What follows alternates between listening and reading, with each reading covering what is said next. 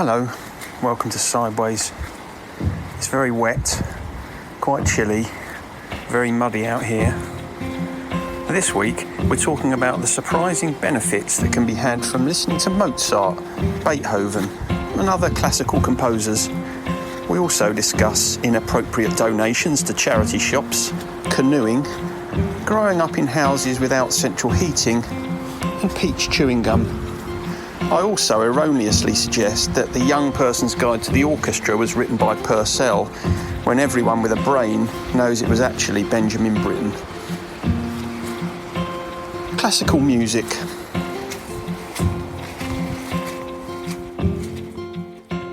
Good morning. Good morning to you. You all right? Yep, are you? I'm very well, thank you. I was Good. That's the pleasantries out of the way. It is, isn't it? Get straight down to business. I was going to be playing a little bit of classical music in the background, but I didn't get myself together to do it in time. Ah, that's a shame. What would you have chosen? Brahms and Liszt? Oh, that would be ideal, wouldn't it? It'd be, I don't think they ever collaborated, though, did they? So that I think that bit of Cockney rhyming slang, I suspect, is probably a slight misnomer. It is a bit of a misnomer. But I remember there used to be a pub called that over in Tunbridge Wells.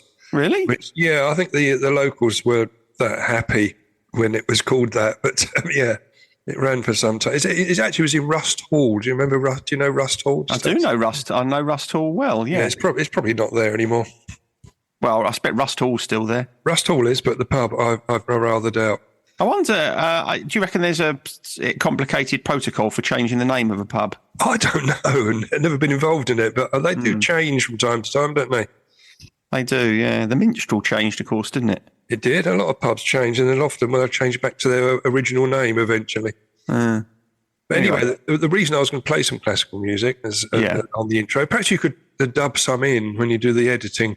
I could try, yeah. It was an idea that I had about I was listening to Classic FM the other day when I was at work, and they referenced the numerous studies that have been carried out that confirm that many mental health benefits can be gleaned from listening to classical music. Mm-hmm. So I thought I'd do a little bit of research and come back to you and do an episode on my findings on that, because they're quite significant, really. That's excellent. And as I said in my brief message to you when you told me that this is what you were planning, I'm not sure I'm going to have much to contribute to. Well, I think you will. I mean, it brings up some of the old chestnuts that we've discussed in the past. Okay. But there's also physical benefits as well. So it's a great idea. I mean, everyone that comes into groups have mental health issues. That's for sure. So it's relevant and appropriate. And in fact, I understand that Classic FM, they had a show on last night, especially for dogs that were scared of the fireworks. Is that right? Yeah, so it soothes dogs as well. So there's many benefits of classical music. Well, I must say, when you were around here doing a bit of work a couple of weeks ago, there was one afternoon I'd been out with the dogs, and I was sitting on the sofa having a cup of tea, my post walk cup of tea. Yeah, and I could hear. You were listening to Classic FM, and I could hear the strains of it flowing down the stairs. Yeah. And it was quite nice. I was feeling myself drifting off. Yeah, it's very calming. But before we start, there's a couple of points I just wanted to, before we get into the meat of the episode. Yeah. A couple of points. Yesterday, I completed 12 years of sobriety. Congratulations. Which is always nice. I know when the fireworks start on the 5th, it's the start of my new year, although there was fireworks last night as well, so they were celebrating. Yeah, that's quite a landmark, isn't it? Yeah, I think every day is a landmark in its own way. But yes, I count it in years rather than hours and days like I used to initially. That must make a difference, though, when you are able to count your sobriety in years rather than months. I think so. Yeah, and you forget. It's only when I was looking at the date I thought, and I mentioned it at the group yesterday. So yeah, it is a nice landmark. There's another point, a bit of a story that I found that I was going to use last week that we changed at the last moment. It was regarding the Bernardo's charity shop in Swansea. They sent out a communication to its customers asking them to refrain from donating used, remember that word, used and unused marital aids. Right? Oh, my God, no. Yeah, apparently they said that they aren't the sort of toys that we're looking for, which is probably quite right. And they said that they're a children's charity, and they had a range of ages on its volunteer team. And they said that they advised that the branch has CCTV, so the items could easily be traced back to the owners. So what possess you to donate a dildo to a charity shop? I mean, or to buy a used one. Can you imagine? Oh, well, I wasn't even thinking of the people who might want to buy one from a charity shop, but I don't know what's going through your head. You're thinking, I'll tell you what I'll do. Having a sort out. That was a bit dusty. You're going through your sex toys, and you think, I'll just let the charity shop have these few. What's the matter with you? It's a disgrace. Yeah, but I did. I researched it to make sure that was a real story, and it was. Yes, because I thought perhaps it was a joke. Well, I know you like a charity shop. Have you ever come across a marital-aids? Vibrator in a charity shop and been tempted? I can't think of anything worse, but whatever floats your boat, I suppose. Oh, dear. That is an absolute shocker. It's not great, is it? But anyway, I thought I'd just mention it in passing. Right, should we get into the subject matter then? Yeah, let's do that. Okay, well, the beauty of classical music has been a recent revelation to me, really, and it is sparked by me accidentally programming Radio 3 into my alarm clock. I can't remember how do you accidentally program a radio station into your alarm clock? Well, I was pushing the buttons, when you're bleary and you push the buttons in the morning, it's a radio alarm, obviously, and I changed the one of the presets. Right. Which I didn't realise, and the next day the alarm went off at the normal time, and on Radio 3 come on, it was Petrock Trelawney, which is a great name for a DJ. and they were playing this classical music, and I found it brought me gently into the waking world, and I thought, this is rather nice. So I've left it on ever since like that, since that day. So you always wake up to Radio 3? I do, yeah. You're turning into my dad. Well, that's the thing, isn't it? It's very much associated with that, and I wanted to come on to that, but I've taken, as you mentioned earlier, I've taken to listen to Classic FM whilst I'm at work, and I tend to listen to it in the afternoons, and and I can attest to the soothing benefits that it brings. Does it not make you? Does it not make you soporific with a paintbrush? It doesn't. No, it makes me quite relaxed about things. So if there's any anxiety about things that perhaps not going quite as well as you would like, right? And I've also put a Spotify playlist together, to which I add tracks that I really like as I come across them. So I'm really no expert, and they tend to have very complicated titles, don't they? It's difficult to remember what they are. They do, which is one of the problems I think that people struggle to fight through. So you're building your knowledge of classical music as well at the same time. I am, yes, and it's which is nice. It's a new area for me. But that's also something that's good for your mental health. Developing a new interest and getting your brain working. Absolutely right. Something, enjoying something different. Yeah, it is. I mean, it's one of the joys of being sober enough to experiment. And I'd never have done that before, that's for sure. You stick with what you know. You're not evolving as a person when you're in the madness. So, yeah, it's a real joy. I mean, it has a reputation of being a bit boring and nerdy, doesn't it? But I think both of our parents, or both of our dads, used to like it. I know my dad did, and perhaps that's why I rejected it as a kid, because I thought, well, that's for the domain of the adult, domain of the parent, and I sort of rebelled against it. But so I was going to say revisiting the album, visiting it for the first time. It's been a joy, really has. Yeah, I remember my dad always used to try and get me to listen to the music he was playing, and as you say, at that time I didn't have any interest in it at all. Really, I wanted to listen to some Black Sabbath or something, which I used to get him to listen to, and he had about as much interest in that as I did in his music. But then when he died, because he had quite a significant collection of records, when he died, I thought, here's my opportunity to get into classical music. And because there was so much It was actually when my mum died.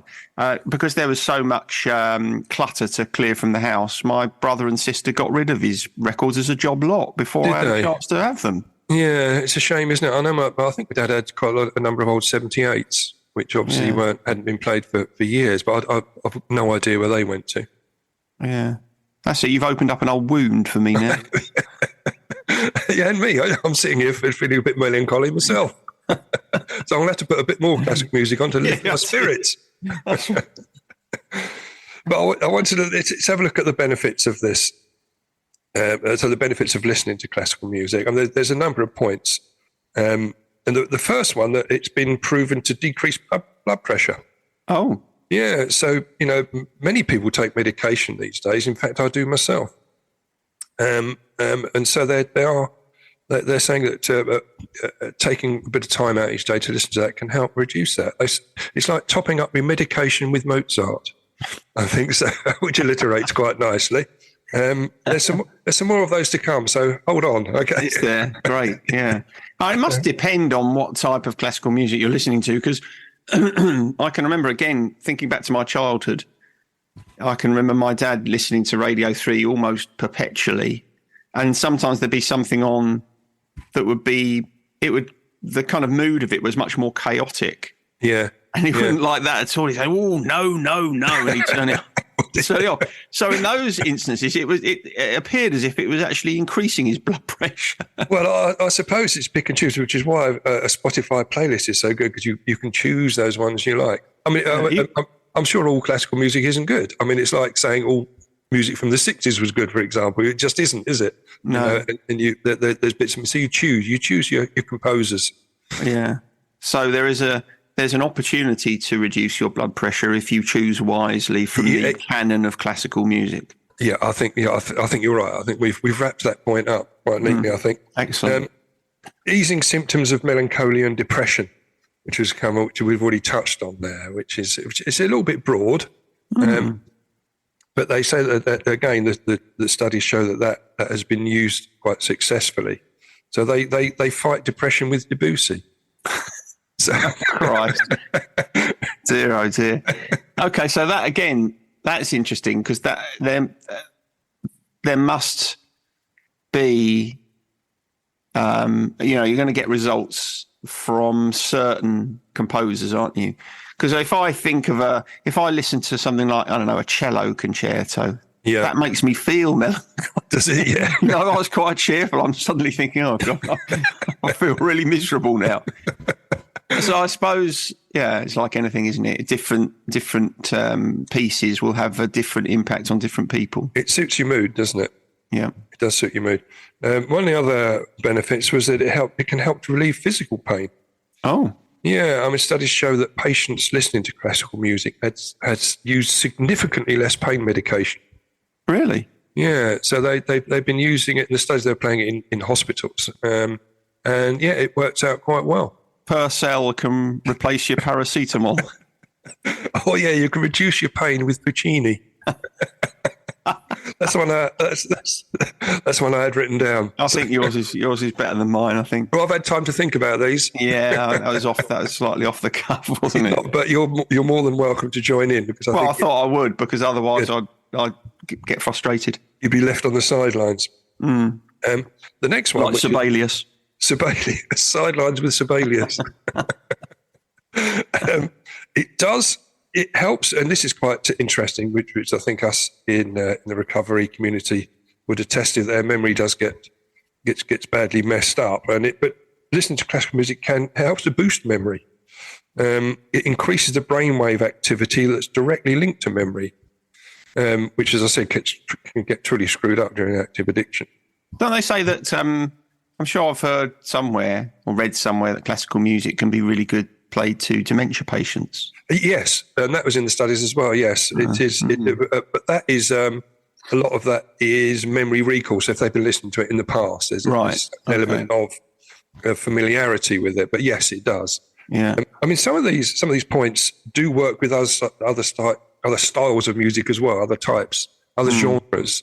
Not death metal, probably. Probably not. No, or drill. It probably doesn't work with drill, But these are ones they've done studies on. They've done studies on classical music, so we've got a body of evidence to work with. So yeah, but it boosts the memory. So you can boost your memory with Mendelssohn. Yeah, you got it. That was what. It's like a little quiz for you as well, isn't it?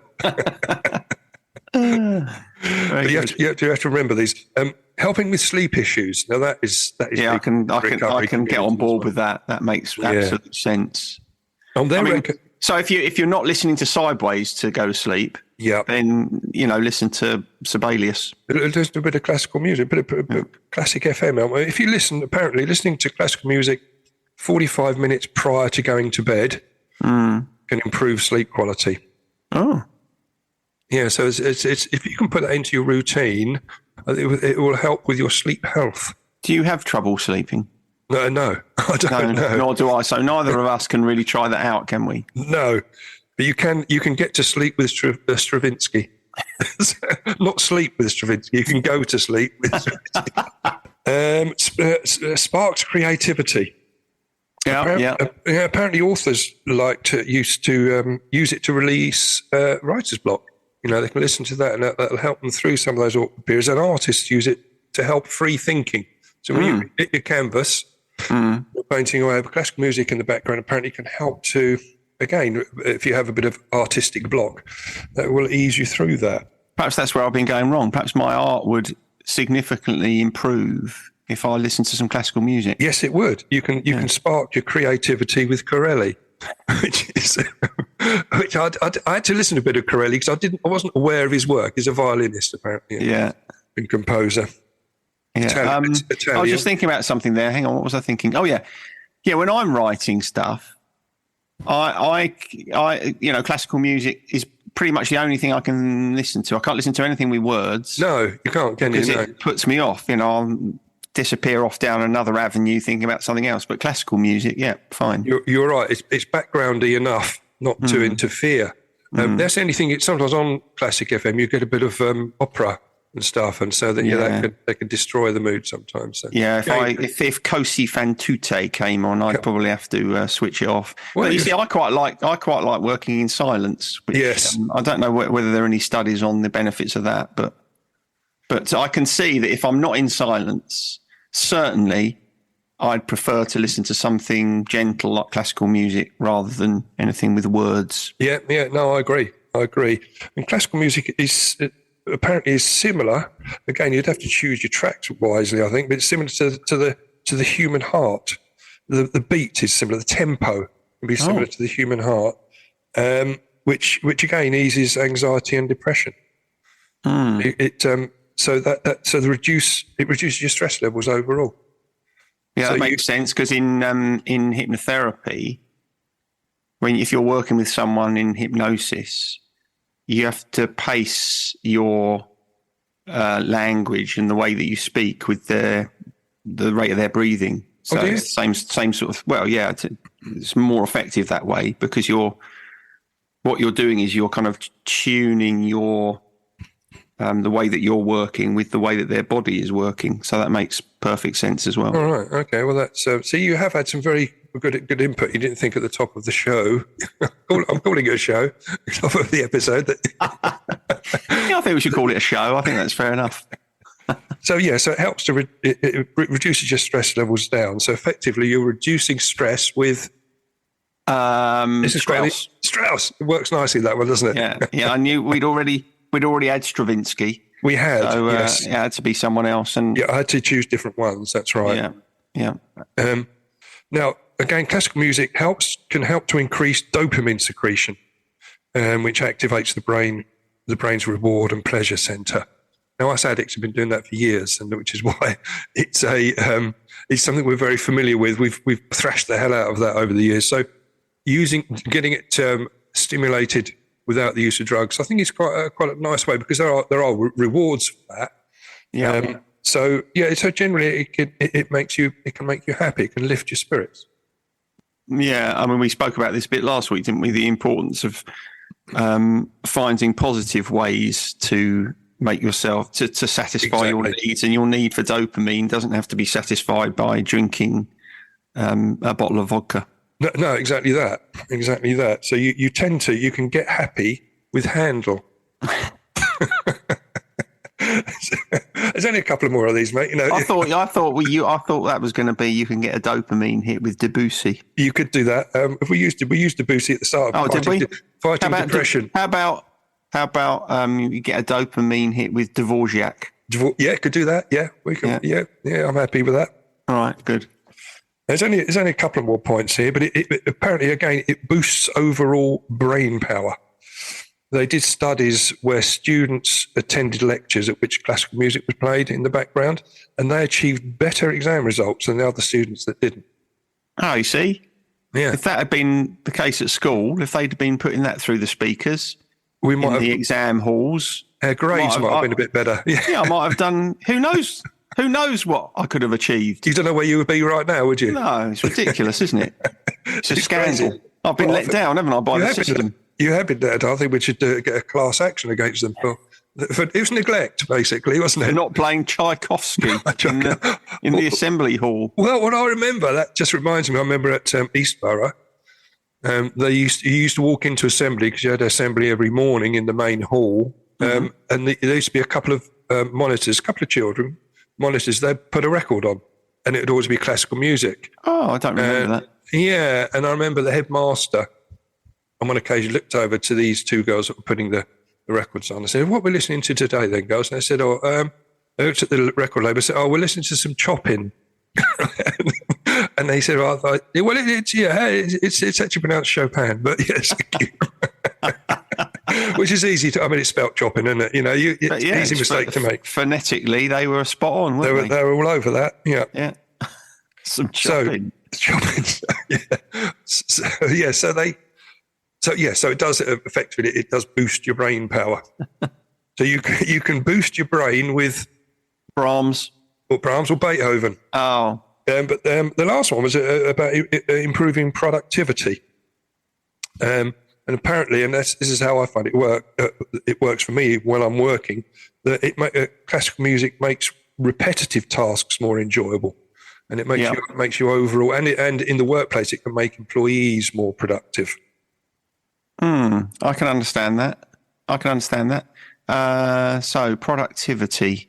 So you can be more productive with Purcell. No, I've got Prokofiev in there. Oh, yeah. Peter and the Wolf. Peter and the Wolf. Yes, that was one that always used to be played in. Always, yeah. Well. Or the Young Person's Guide to the Orchestra. That's it. That's I think is that who is that? Is that Purcell? I don't know who that is. I don't know. I don't know who that is. So my knowledge is lacking in that area, but it's getting better. It's getting better as time goes by. Very good. So that's really it. The benefits. But I thought it was worth bringing to everyone's attention, really, because overall, everyone should take a little bit, especially those of us in recovery, set a small amount of time aside each day to listen to classical music, and just watch those benefits roll in. Well, I've got a book recommendation on the basis of this episode. Have you? Okay. So there's a book by Clemency Burton Hill, who I think she used to have a show on Radio 3. I don't know if she still does. She was sick, wasn't she? I think she had a brain aneurysm or something. I don't know about that. Anyway, she wrote this book called Year of Wonder. Right? Okay. Yeah. Stop it, Nelly. Nelly's clawing at me. She wrote this book called Year of Wonder, and its subtitle is Classical Music for Every Day, and it's got a piece of music for you to listen to every single day of the year. And then underneath the piece of music, it explains a little bit of the history of the piece of music and why it's appropriate for that particular day. That's a necessary book. If I'd have known that was available, it would have saved me. No, it wouldn't have saved me. I'd have still gone through this process anyway. But I think that's a great aid to what I'm saying, isn't it? What do you think? What do you think the piece of music recommended for today is? Oh, right. Okay. Well, this could be a new feature, almost. It could. We'll have to do a Spotify classic, a sideways classical music Spotify playlist. Yeah, if you can say it. Obviously, it'd be pretty difficult for you to guess what it is. But the reason I asked you is because of the day that it is today. It's November the 5th. It is, yeah. So it's Guy Fawkes Day. Yeah. Yeah, so the piece of music Fireworks, that's right. recommended is Okay. Music for the Royal Fireworks by Handel. Oh, right, okay. Yeah. Okay, I don't know the piece of work, but Well, you can listen to it after this, can't you? You can get yourself going on Spotify. Well, Go on. we could put a link in the in a we never do that, but we Yeah, of course I'm going to do potentially- that, aren't I? I'm bound to do that, like I always do. We will send me the link, and I'll have a listen. All right, I will do, yeah. And then, hang on, just to complete the circle, because the 9th will be the day that this goes out, won't it? The night. So if you're listening to this is it the 9th? This Thursday. I think so. Yeah. So if you are listening to this on the 9th and you want to take part in this episode, you need to be listening to Cello Suite Number 2 in D minor by Johann Sebastian Bach. Oh, okay. All right. Okay, yeah. Well, if it's cello again, it's going to be a little bit melancholy, isn't it? Yeah. So if you're feeling a bit melancholy, maybe give it a pass that day. Because it'll feed it. But if Yeah. you're looking for a bit of extra productivity, Yeah, bang it on, There you go. and you'll be laughing. You will. Everyone should, I think, yes, everyone should listen to a bit of Bach on a Thursday. Yeah. My dogs like a bit of bark. Hey.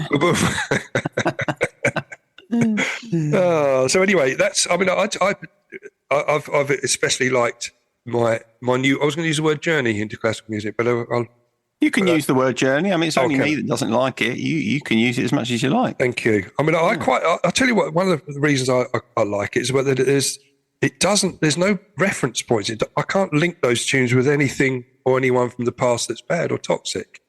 Right.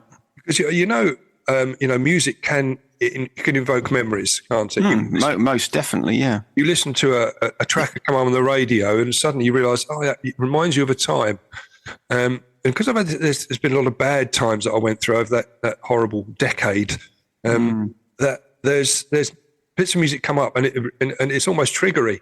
Yeah. So it's nice to have classical music where I have no relationship with in the past. So this is new. So any bit of classical music I listen to relates to the things that happen in recovery, which are Yeah, so you're making new connections all the time. exactly that. So, for instance, last week or the week before last, you might have been listening to a piece of classical music, and in the future, you'll associate it with me bringing you a couple of digestive biscuits and a cup of tea.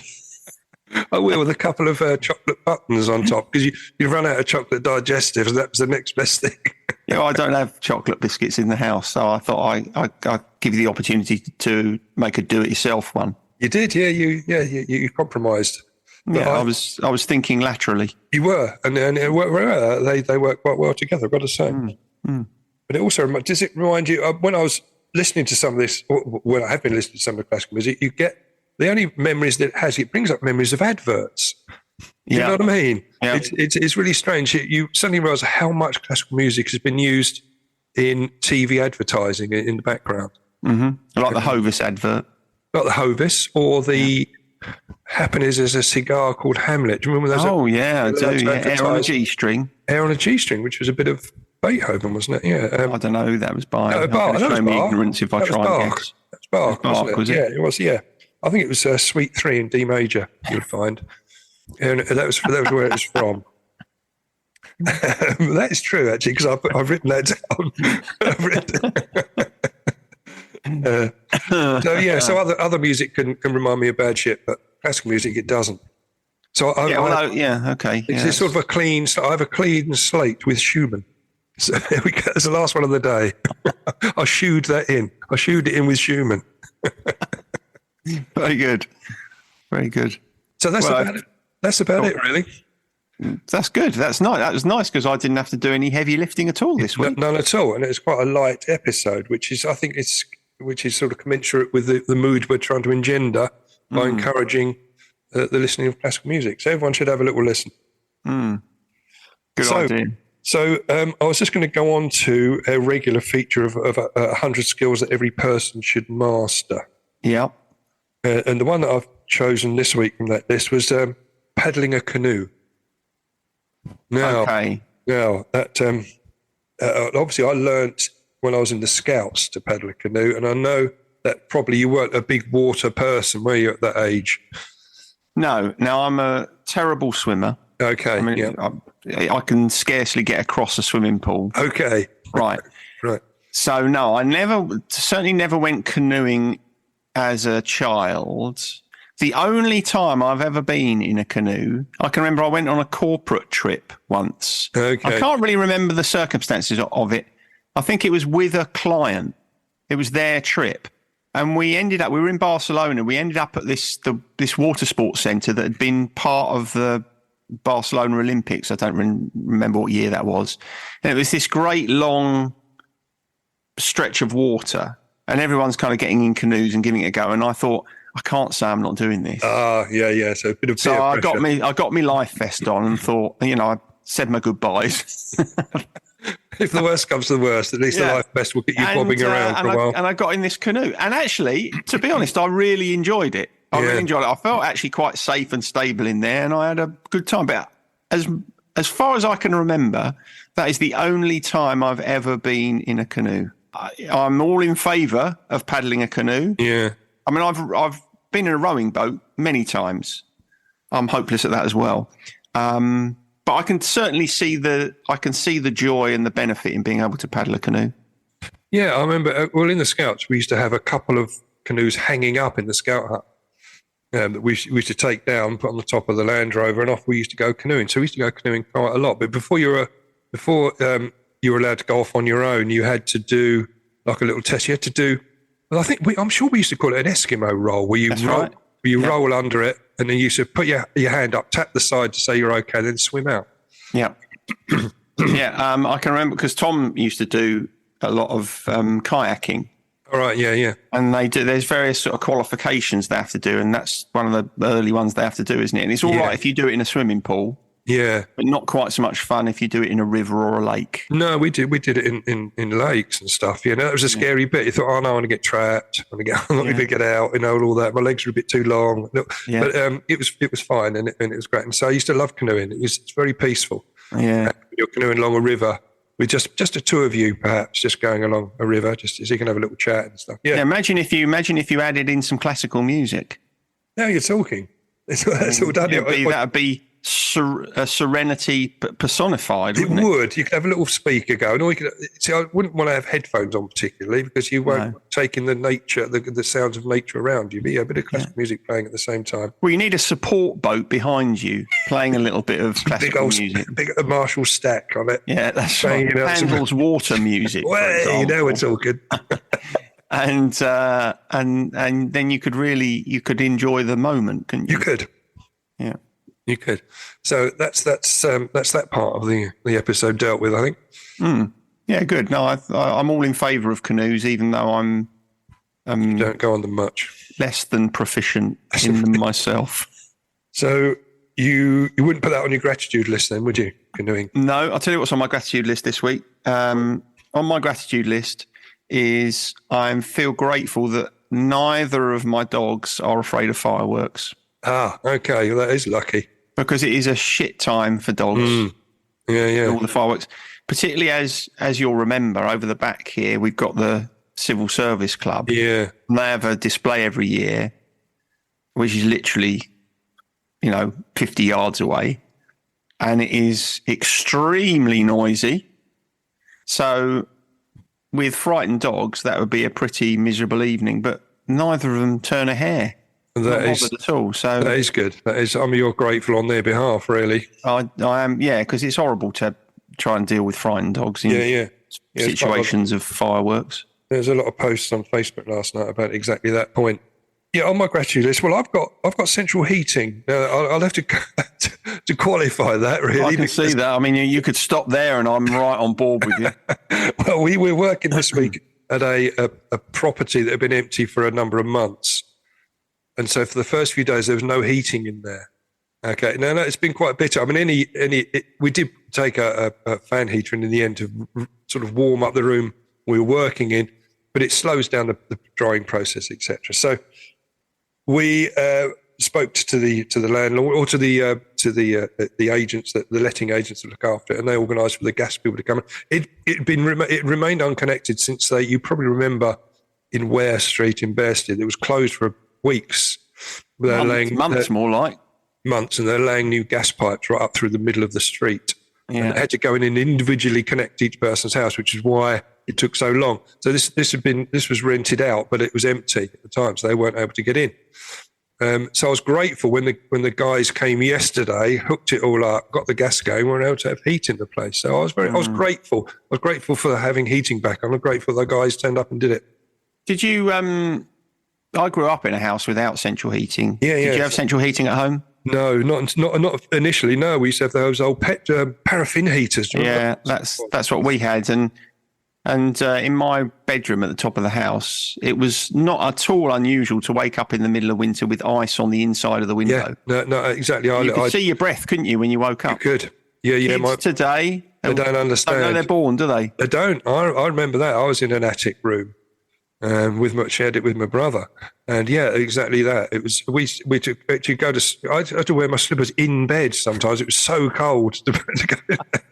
Yeah, well, when I moved into my first house, I had one gas fire in there, and I think the first winter I was in there, it was capped off because it was leaking. And they said you can't use that, so I had literally no heating at all in the house. We used to have to go to bed in our hats and coats. Yeah. Put gloves on. Horrendous. So when I had central heating put in there, which was the first time I'd ever lived in a house with central heating, my God, that was absolute bliss. So I'm totally on board with that. Central heating is a wonder. It is a wonder. Yeah, should have been on there a long time before. Probably, but take it for granted. So that's it, really. I was just going to go on this day in music, but in which year? So 3 little questions for you. I'm still smarting from the appalling answer I gave to the meatloaf question. Well, sometimes you just get. I know it's. I do the Popmaster quiz on the radio every day, or 10 to the top, as it's now called on Radio 2. And sometimes the year I can be wildly out on it. I wasn't even right about the year that flipping Bat Out of Hell was released. I was quite sure about it. It was 1977. Was it? Is that early? Was it? Crikey. Yeah. Okay. Do you know then? This is the first one, which is a number one in the UK. In which year was "All I Want to Do" by Sheryl Crow? All I want to do is have some fun. That's it. That's the one. You know the tune. I do. You know the year though. I can remember listening to that track driving into the Tesco's car park. See, it does remind you of things. We were talking about that earlier on. So I'm trying to place the year. I reckon it's going to be 90s. It feels 94. It is. Spot on 94, son. Hey, that's the first time I got one on the nose. That's a 2-pointer. Yourself there, yeah. Wow, that's fantastic. Oh, look at your little face, all pleased. Oh, I'm really happy about that. I mean, that's going to be on my gratitude list next week. The year, spot on. Okay. The year of a birth. Mm-hmm. As you know, we do a year of a birth and a year of a death. Yeah. So the year of the birth this week is for Art Garfunkel. Do you know when he was born? Oh, okay. Trying to work that back from when Simon and Garfunkel were popular. They're still popular with me. There's some great tunes they wrote. I'm going to say 1946. Oh, you should have stopped there. 1941. It's tough, isn't it? That's not bad though. I'm okay with that. Really. Yeah, I know because it's a long time ago. 1941. So yeah. 82. 82. Yes, he's born the same year as Hank Marvin from last week's quiz. He's still alive, is he, Art Garfunkel? It's funny. Yeah. I was thinking about Art Garfunkel this morning because I was driving home from walking the dogs, and I was singing "Homeward Bound" at the top of my voice. There we go. Funny enough, Homeward Bound, that song, and I'm not even sure why, because I'm sure it would have been too early to have had a Walkman or anything. But that album that Homeward Bound's on, I can't remember which one it is. Sound of Silence or something. Not over on. Yeah, go on. It might be Bridge Over Troubled Water. Yeah, I think it is. But it reminds me of Paul, your Does brother. it? Yeah, because for some reason I was hearing that album a lot when we went on the trip to Paris with the school. Okay. And I don't know why I was hearing it. I don't know whether they were playing it on the coach or what was happening. But so whenever I hear that out, particularly Homeward Bound, I think about peach flavour chewing gum, which you used to be able to get, the Hollywood stuff you used to be able to get in France in French supermarkets. Yeah. And it was all exciting that you get peach flavoured chewing gum, and then after about 30 seconds, the flavour had completely gone. Yeah. And I remember Paul, meditating outside the Palace of Versailles. Was he? Yeah. And then you With his Arsenal scarf on his head, as I recall. Okay, whatever. Yeah, happy memories. Yeah. And the death. Yeah. In which year did Filthy Phil Taylor, the Motorhead drummer, die? Oh, this is difficult. He died at the age of 61. As we know, he had issues with opiates and stuff, and he was 61, was he? He was 61 when he died. Yeah. 2011 or 2015. So not too bad, not too far out, mate. It's a poker star. I was absolutely brimming with confidence after my Sheryl Crow answer. Yeah, the Sheryl Crow was spot on. So yes, you did well though to get an answer spot on. Yeah, that's the first one I've got. Yeah, it is. So I don't think I've ever got more than 2 points, have I? I don't think, no. Should we change the point system so you? No. It's good. Available to you. It's good because I'm having to push myself. Okay, you're outside. We know the magic happens outside your comfort zone, doesn't it? Exactly. You're growing as a person. You're evolving. Okay, that's me done. That's me done, mate. Good one. All right. Laters. Okay. Bye. Bye. Sideways was created by Graham Landy and Martin Pankhurst. If you want to read more about our work or sort through the extensive archive of past episodes, just visit grahamlandywellbeing.co.uk/sideways-podcast. You can follow us on Twitter or Facebook or Instagram at Sideways Podcast, and you can email us if you have a question or if there's something you'd like us to cover. But most of all, we want to tell you how grateful we are that you come and listen, and we ask that if you've enjoyed what you've heard, that you spread the word. And we'll see you next week.